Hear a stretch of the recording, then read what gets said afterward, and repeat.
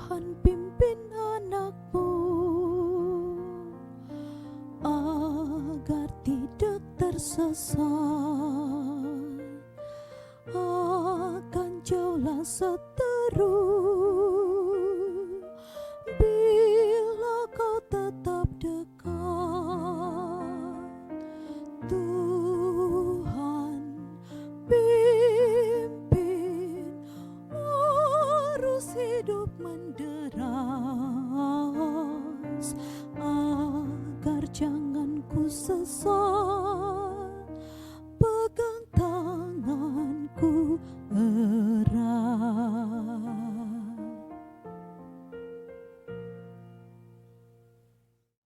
Selamat pagi dan salam sejahtera untuk kita semua.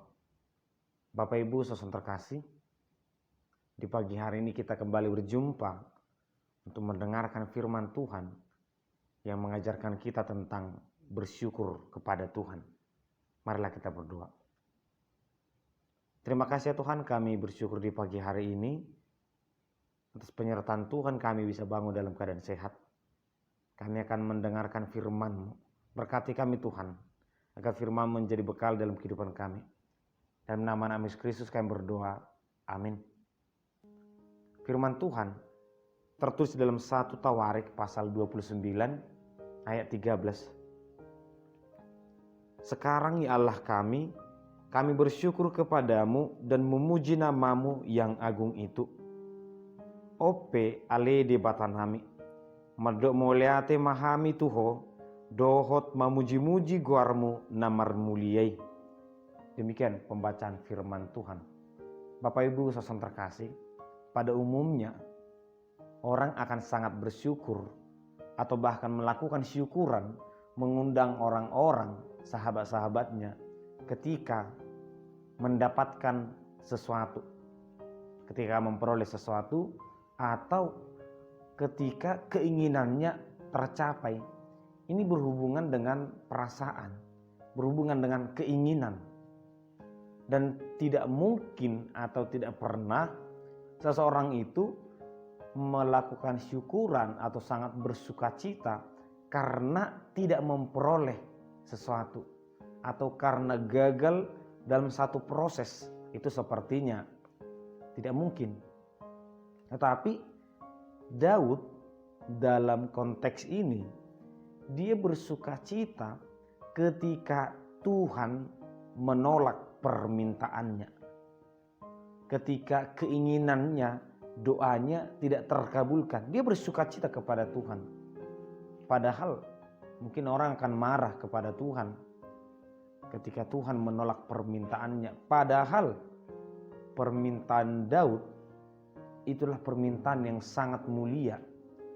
Ketika dia berkenan untuk membangun bait suci untuk Tuhan, dia melihat tahta kerajaannya itu sangat bagus. Dia duduk di kursi yang sangat mewah, pengawal-pengawal yang sangat banyak, pelayanan yang sangat luar biasa. Tapi dia melihat ke depan, rumah Tuhan itu sangat hancur, sangat jelek. Muncul perasaan dalam hatinya, aku juga akan membangun bait suci lebih megah, lebih bagus daripada tempatku ini. Tidak ada yang salah dari sini. Dan mungkin banyak juga orang yang memiliki keinginan membangun gerejanya masing-masing.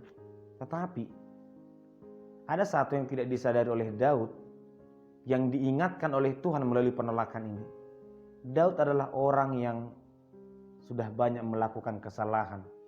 Tangannya bukan tangan yang bekerja untuk Tuhan. Hatinya bukan hati yang berserah kepada Tuhan. Pikirannya juga demikian. Tuhan menegur dia dengan mengatakan bahwa pembangunan bait suci itu adalah untuk Tuhan, bukan untuk manusia. Daud yang berdosa tidak diizinkan membangun bait suci. Biarlah nanti Salomo yang akan membangunnya. Orang yang sudah dipilih Tuhan atau salah satu dari keturunan Daud yang akan membangun bait suci. Ini adalah keinginan yang ditolak. rencana baik yang tidak diizinkan oleh Tuhan. Tetapi Daud mengambil sisi positifnya dan dia bersyukur kepada Tuhan. Daud disadarkan atas kesalahannya, atas dirinya yang selama ini merasa benar. Ternyata membangun bait suci bukan karena kekuatan manusia, bukan karena usaha manusia, tapi itu karena kehendak Tuhan. Sehebat apapun seseorang membangun bait suci, jika Tuhan tidak berkenan karena tangan-tangan orang yang bekerja di dalamnya, maka itu tidak akan berjalan. Demikian juga yang berikutnya. Mengapa Daud yang begitu luar biasa tinggal memerintahkan pembangunan bait suci itu pasti berjalan? Karena dialah raja, orang nomor 1 di Israel. Karena memang dalam pembangunan bait suci, Tuhan menginginkan bukan hanya orang-orangnya, tetapi apa yang akan diberikan untuk membangun bait suci itu adalah hal-hal yang benar. Mungkin dalam pembangunan gereja, orang akan melakukan pengumpulan dana.